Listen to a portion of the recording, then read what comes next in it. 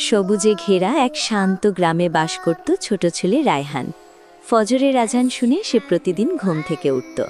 তার মা তাকে বলতেন, যে দিন শুরু করে আল্লাহর নামে তার দিন হয় বরকতময়। রায়হান মন দিয়ে কথাটি শুনত। যে দিন শুরু করে আল্লাহর নামে তার দিন হয় বরকতময়। জি আম্মা, আমি মনে রাখব। আল্লাহর সৃষ্টি কত সুন্দর। একদিন ফজরের নামাজ পড়তে রায়হান মসজিদের পথে হাঁটছিল। আকাশে লাল আভা, পাখির ডাক, চারদিকে শান্ত পরিবেশ। তার মনে হচ্ছিল আল্লাহর সৃষ্টি কত সুন্দর। হঠাৎ সে রাস্তায় একটি টাকার থলি দেখতে পেল। চারপাশে কেউ নেই। তার মনে প্রশ্ন জাগল, এটা কি নিজের কাছে রাখবে নাকি আসল মালিককে খুঁজে দেবে? শয়তান তাকে কুমন্ত্রণা দিল, নিয়ে নাও। কিন্তু সেই মনে করল আল্লাহ সবকিছু দেখেন। তার হৃদয়ে ভয় ও ঈমানের আলো একসাথে কাজ করছিল। রায়হান সিদ্ধান্ত নিল টাকার থলিটি ইমামের হাতে তুলে দেবে।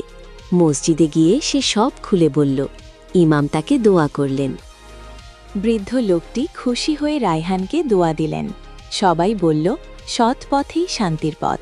রায়হান বুঝল, আল্লাহর সন্তুষ্টি সবচেয়ে বড় পুরস্কার। সৎ পথই শান্তির পথ।